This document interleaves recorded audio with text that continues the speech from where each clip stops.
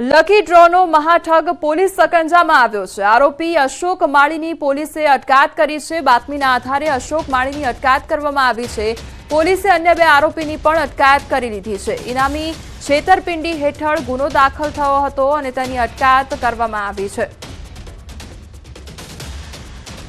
બનાસકાંઠાનો આ સમગ્ર મામલો સામે આવ્યો છે, જ્યાં લકી ડ્રોનો મહાઠગ હવે પોલીસ સકંજામાં આવી ગયો છે। આરોપી અશોક માળીની પોલીસ દ્વારા અટકાયત કરવામાં આવી છે। બાતમીના આધારે અશોક માળીની અટકાયત કરવામાં આવી છે, તો પોલીસે અન્ય બે આરોપીની પણ અટકાયત કરી છે। ઇનામી છેતરપિંડી હેઠળ ગુનો દાખલ થયો હતો, જે અંગે તપાસ હાથ ધરવામાં આવી હતી અને હાલ આ મહાઠગની ધરપકડ કરવામાં આવી છે। આ સાથે અન્ય બે જે આરોપીઓ છે તેમની પણ અટકાયત કરવામાં આવી છે। તો લકી ડ્રોનો આ મહાઠગ એવો આરોપી અશોક માળી કે જે હવે પોલીસ સકંજામાં છે અને તેની અટકાયત કરી લેવામાં આવી છે। વધુ પૂછપરછ હાથ ધરી વધુ તપાસ હાથ ધરવામાં આવી છે। આ સાથે જે બે આરોપીઓ છે તેઓની પણ અટકાયત કરવામાં આવી છે। તો બાતમીના આધારે અશોક માળીની અટકાયત કરવામાં આવી અને પોલીસે અન્ય બે આરોપીની પણ અટકાયત કરી છે। ઇનામી છેતરપિંડી હેઠળ ગુનો દાખલ થયો હતો, જે અંગે કાર્યવાહી હાથ ધરવામાં આવી હતી।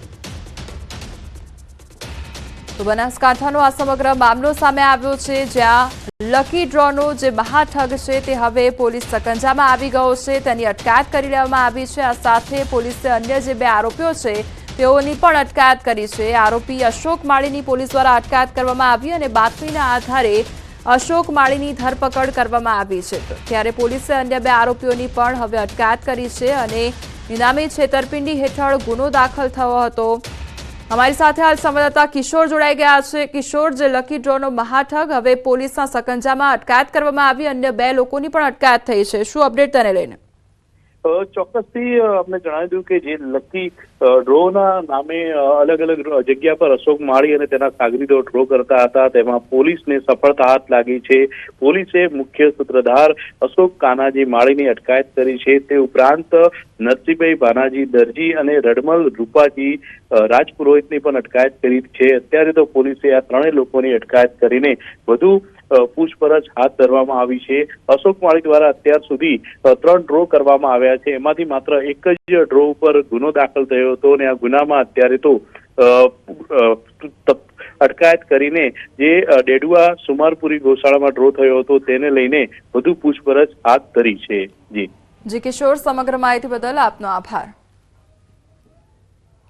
ટોકન પ્રથાને લઈને અરજદારોના ગંભીર આરોપ લગાવવામાં આવ્યા છે। ટોકનના 20 રૂપિયા લેવામાં આવતા હોવાનો આરોપ લાગ્યો છે। તો દાહોદમાં લીમખેડા મામલતદાર કચેરીની ઘટના સામે આવી છે। ટોકન લેવા માટે કતારમાં રહેવું પડતું હોવાનો આરોપ લગાવવામાં આવ્યો છે। અધિકારીઓને મળવા માટે પણ ટોકન પ્રથાનો આરોપ લગાવાયો છે। ત્યારે અરજદારોની રજૂઆતથી ટોકન સિસ્ટમ બંધ કરવામાં આવી છે।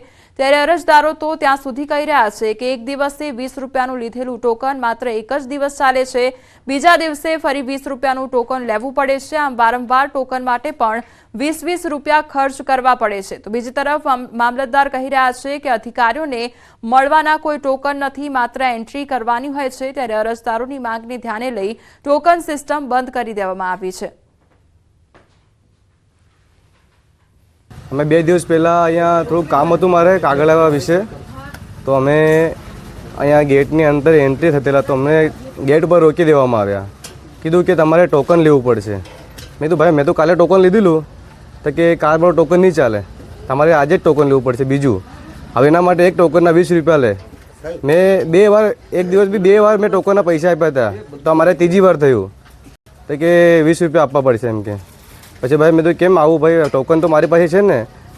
તો કે ના એ નહીં ચાલે, એ તારીખ અલગ થઈ ગઈ, આ બીજી તારીખ થઈ, એના માટે અલગ ટોકન લેવું પડશે।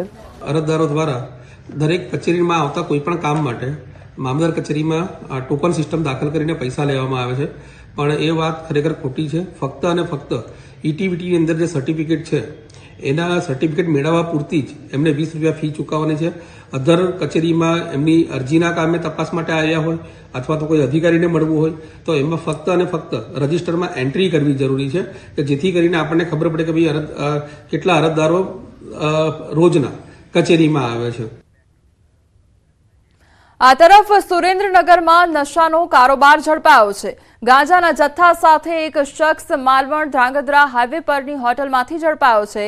2.25 કિલો સૂકા ગાંજા સાથે લગભગ 20 લાખના મુદ્દામાલ સાથે આરોપીની ધરપકડ કરવામાં આવી છે. વિજય બજાણિયા નામના શખ્સ સૂકા ગાંજા સાથે ઝડપી પાડી કાયદેસરની કાર્યવાહી હાથ ધરવામાં આવી છે. પાટણના પાડલા ગામના શખ્સ પાસેથી ગાંજો લવાતો હોવાની આરોપીએ કબૂલાત કરી છે.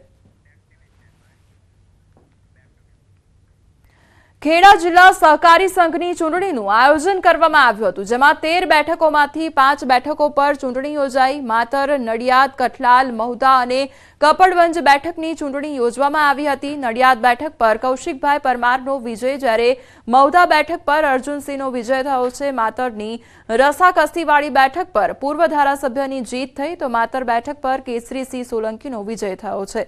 આ તરફ કઠલાલ બેઠક પર ભારે રસાકસી જોવા મળી, તો કઠલાલ બેઠક પર જામી રસાકસી અને 3 ઉમેદવારમાંથી 2 ઉમેદવારને 15-15 મત મળ્યા અને 1 ઉમેદવારને 3 મત મળતા ટાઈ પડી. તો ચૂંટણી અધિકારી દ્વારા હવે ચિઠ્ઠી ઉછાળી નિર્ણય કરવામાં આવશે.